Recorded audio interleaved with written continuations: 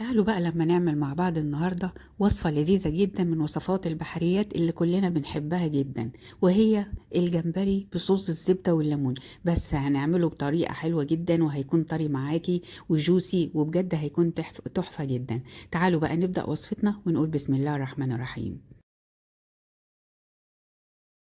وأول حاجة هعملها هغسل الجمبري، وبعدين هحطه في مصفى يتصفى، وهبدأ أفتحه من الظهر بالشكل اللي احنا شايفينه ده.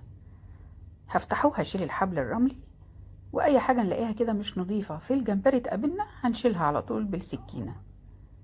بصوا بيتفتح بالطريقه دي، بيتفتح بطريقه البتر فلاي اللي هو على شكل فراشه، وبفرده بالشكل ده.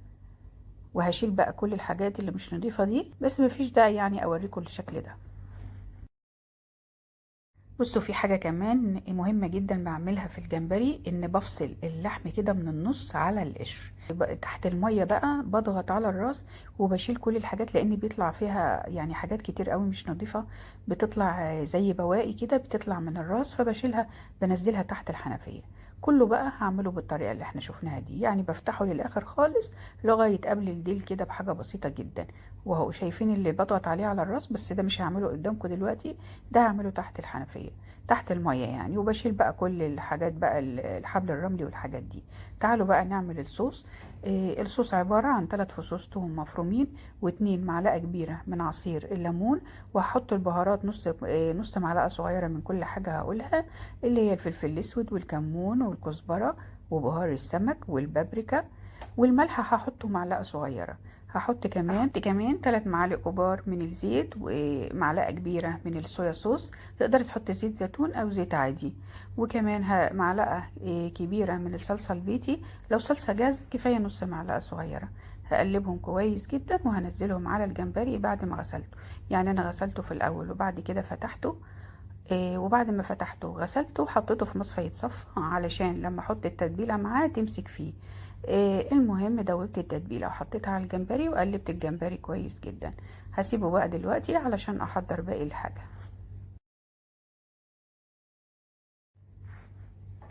بعد كده هجيب صينيه وهقطع فيها بصله باي شكل انت حباه. مجرد انا عامله البصله دي علشان تحفظ لي الجمبري من تحت القشره ما تلزقش في الصينيه، علشان الجمبري ما يلزقش في الصينيه يعني حطيت البطن كده على الصينيه من تحت، والشكل الفراشه من فوق علشان ده اللي هحط عليها الصوص.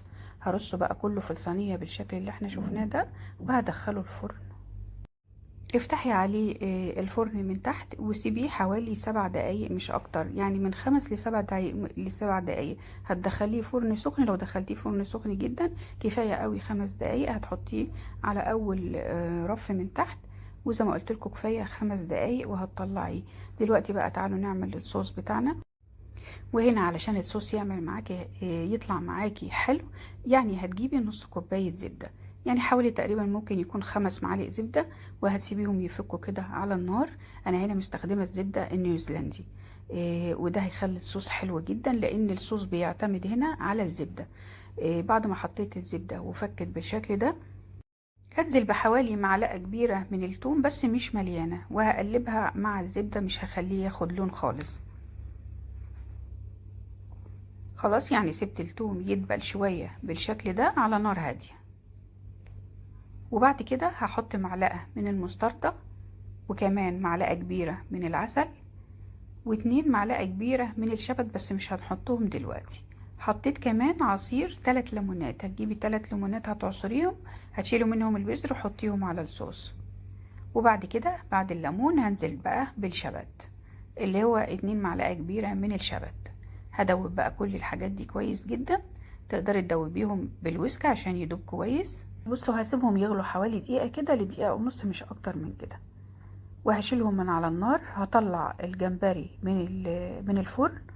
وتعالوا بقى ناخد الصوص ده كده ونروح على الجمبري ونوزعه على الجمبري كله. عايزة كل جمبرياية تاخد من الصوص ده. وطبعا بهتم بالجزء البطن علشان هو ده اللي هيشرب الصوص بالشكل ده. واما يبقى فيه زيادة تقدري بقى تحطيه على باقي الجمبري. بصوا بالشكل اللي احنا شايفينه ده.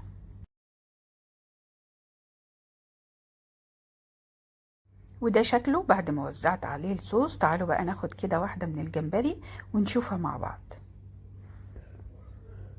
بصوا شايفين جوسي قد ايه وجميل بجد، طعمه وريحته تحفة قوي قوي قوي. بصوا طري ازاي، علشان ما خدش اكتر من 5 دقايق في الفرن او 5 ل7 دقايق. انا خد معايا 5 دقايق بس ينشف كده من السوائل بتاعته بس. علشان دي اهم حاجه في الوصفه، انك ما تسيبيش الجمبري كتير في الفرن علشان يطلع جوسي معاكي وطري زي ما انت شايفه كده. الفيديو بتاعنا النهارده خلص، اشوفكم على خير ان شاء الله في فيديو جديد. ما تنسوش لو عجبكم الفيديو لايك وشير وسبسكرايب لسفرة ايدي.